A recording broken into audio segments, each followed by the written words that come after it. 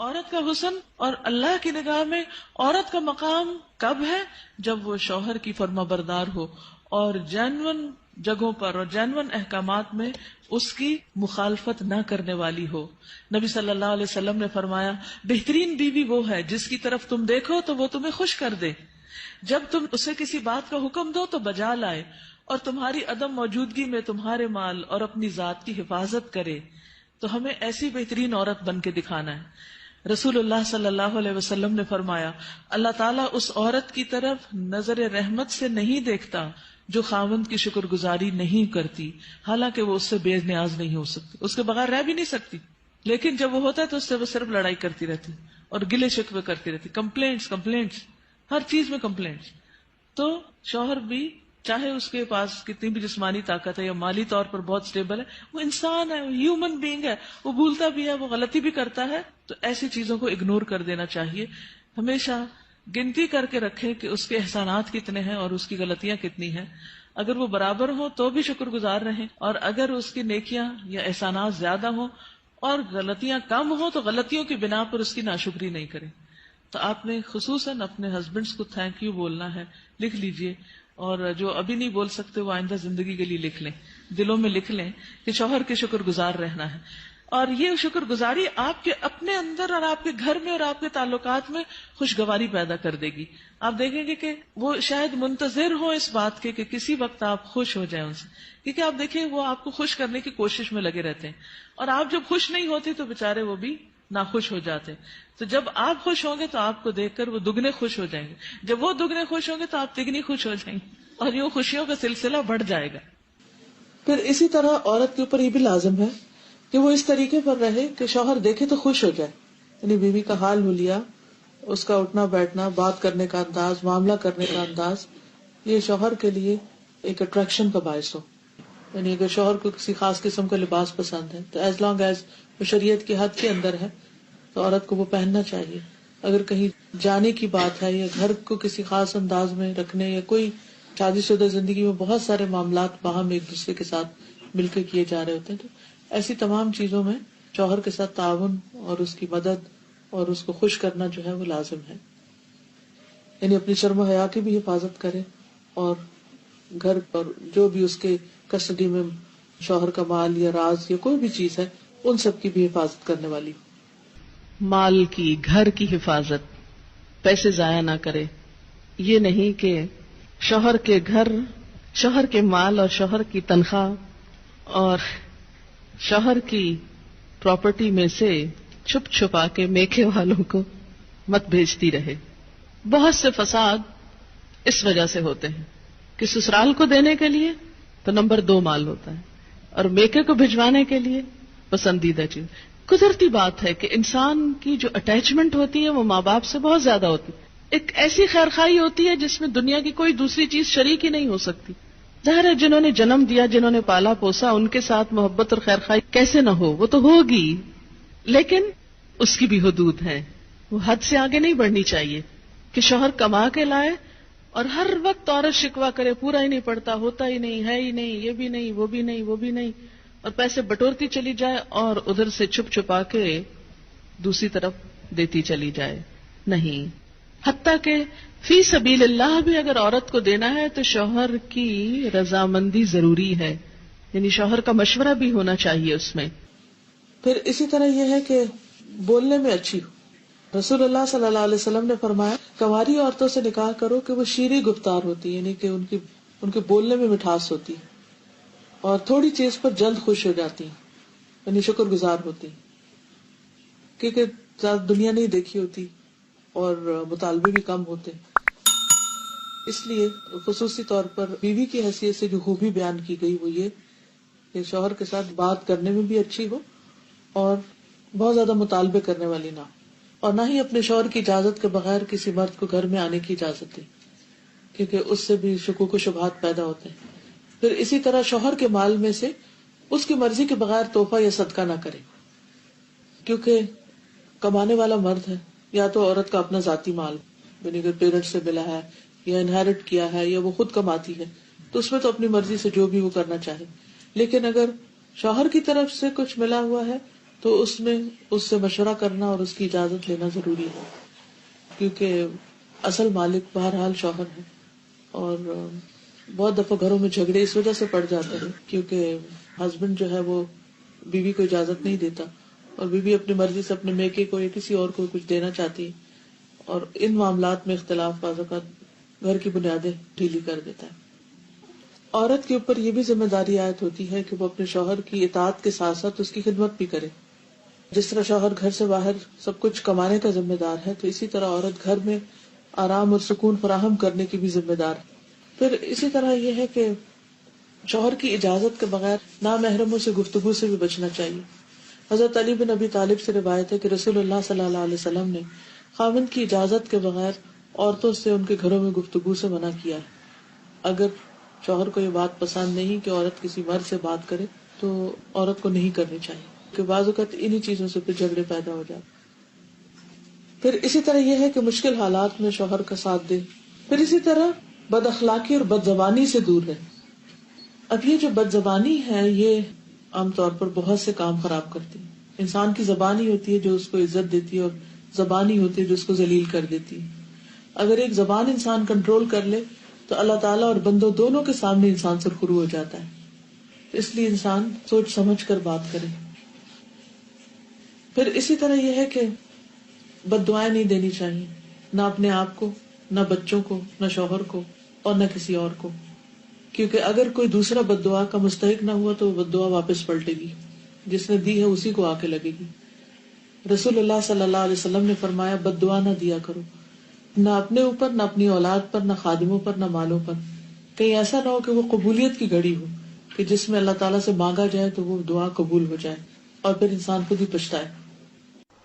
لیکن ریلیشن شپ کے اندر کچھ چیزیں ایسی ہیں جن کا خیال رکھنا بہت ضروری ہے، اور ان چیزوں کو ضرور ذہن میں رکھنا چاہیے جو تعلقات کی خرابی کا باعث بنتے ہیں. ٹھیک ہے، کچھ چیزیں تو وقتی طور پہ انسان کی طبیعت مزاج کا حصہ ہوتی ہیں، کچھ بچپن کی دو مختلف گھرانوں سے اٹھان ہوتی ہے، اور پھر مرد اور عورت کا جو بایولوجیکل ڈفرینس ہے وہ بھی بیچ میں بہت اہم رول ادا کرتا ہے. لیکن ان سب چیزوں کے ساتھ ساتھ کچھ فیکٹرز کو سامنے رکھنا چاہیے. اس میں جو چیز عموماً خرابی کا باعث بنتی ہے وہ بدگمانی ہے. جب کسی پہ شک ہونے لگتا ہے تو وہ شک انسان کو ختم کر دیتا ہے، انسان کا چین لوٹ لیتا ہے. ہسبینڈ وائف کے درمیان محبت کو قائم رکھنے والی چیز اعتماد ہے. جب تک ایک دوسرے پر اعتماد اچھا ہوتا ہے تو خواہ ایک دوسرے سے دور بھی ہوں تو کچھ مشکل نہیں ہوتی، دونوں اپنی اپنی جگہ سیٹسفائیڈ ہوتے. لیکن قریب رہ کے بھی اگر بد اعتمادی کی فضا آ جائے، شک آ جائے تو خوشیاں ختم ہو جاتی ہیں. اس لیے حد الوسع یہ کوشش کرنی چاہیے کہ ان کاموں سے بچا جائے جو ایک دوسرے کو پسند نہیں. جو چیزیں ہسبینڈ کو پسند نہیں، بیوی کو ان سے بچنا چاہیے. اسی طرح بد اعتمادی، اعتماد کے ساتھ ساتھ تنگ نظری سے بچنا چاہیے، نیرو مائنڈڈ نہیں ہونا چاہیے، اور ایک دوسرے کے ساتھ ایک دوسرے کی چھوٹی چھوٹی بات کو مائنڈ نہیں کر لینا چاہیے. کیونکہ بعض اوقات جب شادی ہوتی ہے تو دونوں میں سے کسی ایک کی یا دونوں طرف کی ایک پوزیسو ایٹیٹیوڈ جو ہوتا ہے کہ بس دوسرے شخص کا سب کچھ ہی میرا ہے. اور جب ہم دوسرے سے محبت کرتے ہیں یا محبت کا اظہار کرتے ہیں تو پھر ہم کیا چاہتے ہیں کہ یہ شخص بس اب کسی اور کی طرف توجہ نہ کرے. اگر شوہر ہے تو اگر وہ ماں سے بھی بات کرے گا تو بیوی کو کھلنے لگتا ہے کہ ماں کا سر ماتھا کیوں چوم رہا ہے. اگر بہن بھائیوں سے بھی بات کرتا ہے تو وہ بھی بعض اوقات برا لگنے لگتا ہے. یہ تنگ نظری نہیں ہونی چاہیے، دل کھلا ہونا چاہیے.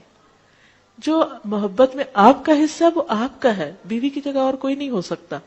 لیکن یہ بھی یاد رکھیے کہ جس ماں نے تکلیف اٹھا کے جنم دیا ہے اور سالوں سال دعائیں مانگ مانگ کے اس کو پالا ہے اور بڑا کیا ہے اور اس منزل تک پہنچایا ہے کہ جب وہ کامیابی کے ایک اعلیٰ منزل کو پہنچا تو اب آپ کے ساتھ اس کا ریلیشن شپ ہو رہا ہے، تو جس نے یہ ساری منزلیں طے کی ہیں اس کا حق اپنی جگہ ہے. اس حق کو کبھی فراموش نہیں کرنا چاہیے، بلکہ شوہر کی مدد کرنی چاہیے کہ وہ اپنی ماں کا خیال رکھ سکے اور اس کا ساتھ دینا چاہیے. اگر وہ کسی قسم کی کمی کوتاہی کر رہا ہے تو ایک اچھی بیوی کی خوبی یہ ہے کہ وہ اس کو توجہ دلائے کہ تمہاری ماں تمہارا انتظار کر رہی ہے. پھر کچھ اور چیزیں ہیں کہ جن کی وجہ سے تعلقات اچھے نہیں ہوتے، اور وہ ہیں ڈسفنکشنل کمیونیکیشن، اچھی کمیونیکیشن کا نہ ہونا. کامیاب شادی کے لیے ہسبینڈ وائف کی کمیونیکیشن کا اچھا ہونا بہت ضروری. اور اگر ابھی تک ہم نے کمیونیکیشن کے گر یا سکلز نہیں سیکھے تو ہم میں سے ہر ایک کو سیکھنے چاہیے. کچھ انسان کے دل کی ضروریات ہوتی، یہاں ایمان ہونا چاہیے، اسپرچولیٹی ہونی چاہیے. کچھ اس کے پیٹ کی ضرورت ہے، اس کو کھانا کھانا ہے. تو آپ صرف شوہر سے کسی شیکسپیئر کے اوپر باتیں کر کر کے اس کو راضی نہیں کر سکتے کہ آپ نے بہت کچھ پڑھا ہوا تو آپ اس کو روز ایک نئی کہانی سنانے لگتے ہیں. اس سے وہ خوش نہیں ہوگا جب تک آپ کھانا اچھا نہیں دیں گے. اور پھر اسی طرح شادی کا اصل مقصد کیا؟ ہسبینڈ وائف کی سیکشل نیڈز بھی ہیں. اب اگر آپ کھانا بھی اچھا پکا رہے ہیں اور آپ باتیں بھی بہت اچھے کر رہے ہیں اور بڑے اسپرچل بھی ہیں، بڑا ایمان ہے آپ کے اندر، لیکن ہسبینڈ اگر آپ کو بلاتا ہے تو آپ موڈ آف کر لیتے ہیں اور اس کی ضرورت پوری نہیں کرتے، یا اس کے ساتھ محبت سے پیش نہیں آتے، یا اپنی محبت شو نہیں کرتے، تو بھی غلط بات ہے، ریلیجسلی بھی غلط بات ہے. تو یہ چیز بھی بعض اوقات جھگڑوں اور فساد کا باعث بنتی. ٹھیک ہے، انسان کے موڈ اپ اینڈ ڈاؤن ہوتا ہے، کبھی دل نہیں بھی چاہتا، لیکن اس وقت انسان یہی سوچے کہ اگر میرے اندر کسی چیز کی طلب ہو اور کوئی اور مجھے پریونٹ کر دے اس سے، تو پھر میرا کیا ہوگا؟ تو اس وقت مجھے اگر نہیں بھی ضرورت اور ہسبینڈ کی ایک ضرورت ہے تو دونوں کے درمیان جب ہی نبھے گی نا جب ایک دوسرے کی ضروریات کا خیال رکھیں گے. تو جب انسان کبھی اپنے من کو مار کے دوسرے کو خوش کر دیتا تو اللہ تعالیٰ اس کے عوض اس کو اس سے بڑی خوشی عطا کرتا ہے. تو ان چیزوں کا خیال رکھنا ضروری ہے. پھر اسی طرح یہ ہے کہ بے تکلف ہو لیکن شاؤٹ نہیں کریں ایک دوسرے پر. احترام اپنی جگہ قائم رہے، کیونکہ چیخ چلا کے بات کرنا، دور سے شاؤٹ کرنا، اس سے بھی ایک دوسرے کے لیے بعض اوقات دل جو ہے وہ ایک دوسرے سے تنگ ہونے لگتے ہیں. پھر ایکیوزنگ بہیویئر نہ ہو کہ ہر چیز میں آپ تو ہم کو ٹائم ہی نہیں دیتے اور آپ تو بہت ہی مصروف رہتے ہیں اور آپ تو ایسا ہے اور ویسا ہے. جب آپ ایکیوزنگ ٹون میں ہر وقت بات کرتے ہیں تو دوسرا بیزار ہونے لگتا ہے. اچھا میں نے اتنی دفعہ فون کیا آپ نے اٹھایا ہی نہیں، اور میں نے یہ چیز لانے کو کہی اور آپ لائے نہیں، اور آپ کو تو کبھی یاد ہی نہیں رہتا، اور آپ کے لیے تو بچے کوئی اہمیت ہی نہیں رکھتے، اور آپ کے لیے تو گھر کچھ ہے ہی نہیں، وغیرہ وغیرہ. اس طرح کی جو ایکیوز کرنے والی باتیں ہیں، اعتراض کی اور ہر وقت کمپلینٹس، ٹھیک ہے ان کا بھی زندگی میں ایک پارٹ ہوتا ہے، ہونی چاہیے کبھی، میں نہیں کہتی کہ وہ نہیں ہونی چاہیے، یہ بس تھوڑا حصہ. اگر آپ ایک گراف بنائے نا تو اس میں اس کا ایک چھوٹا حصہ ہونا چاہیے اور دوسرے کو انڈرسٹینڈ کرنے کا ایک بڑا حصہ ہونا چاہیے. کیونکہ اس سے جب صرف ایک دوسرے کو بلیم کرنے والا ایٹیٹیوڈ ہوتا ہے تو ایک دوسرے سے بیزاری پیدا ہو جاتی ہے. پھر اسی طرح یہ ہے کہ زبان درازی، گالی گلوچ، بدتمیزی، بد اخلاقی، یہ دلوں کو اس طرح پھاڑ دیتے ہیں کہ پھر جوڑنے مشکل ہو جاتے ہیں. اور پھر انسان ایک دفعہ یہ کر لیتا ہے لیکن اس کے بعد اتنا اس کا جیسے ہڈی ایک ٹوٹ جاتی ہے نا تو پھر اس کے درست ہونے میں بڑا ٹائم لگتا ہے. ایسے جب دلوں کو توڑ دیتے ہیں نا ہم تھوڑا سا غصہ ظاہر کر کے تو پھر ان کو درست ہونے میں ایک ٹائم لگتا ہے. اور پھر ہم بعض اوقات 1 منٹ میں توڑتے ہیں، اگلے منٹ میں کہتے ہیں سوری، اور اگلے منٹ میں چاہتے ہیں اب دوسرا شخص بالکل ٹھیک ہو جائے. نہیں، اس کو ٹائم دیں اب حتیٰ کہ وہ اس کی مرہم پٹی ہو چکی. پھر اسی طرح یہ ہے کہ باہر سے اکسانے والے بھی بعض اوقات تعلقات کو خراب کر دیتے ہیں.